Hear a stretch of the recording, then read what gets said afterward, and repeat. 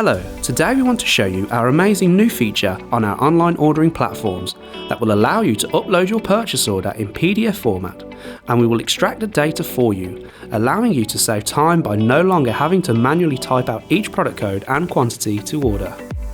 When printing the purchase order from your ERP system, you should have the option to save the print as a PDF file or export it. If you do not have this option, please contact your IT department.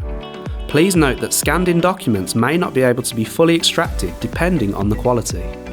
Now we have our PDF file saved, let's head over to the online ordering platform. From here, navigate to the Order Upload in the navigation bar. On this page, we can now browse to our PDF file by clicking here. Once selected, please proceed to press the Upload Order button.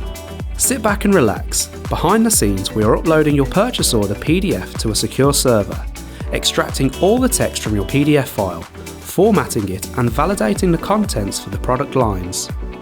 Please note that depending on the size of your order, this process could take up to around 30 seconds. Now that your order has been validated, you should see all the lines extracted from your PDF purchase order. If any lines had invalid product codes, these would also display here. Where possible, we also take the net price from your PDF file and compare it against the product's price. If they match, they will be green. If not, they will be red.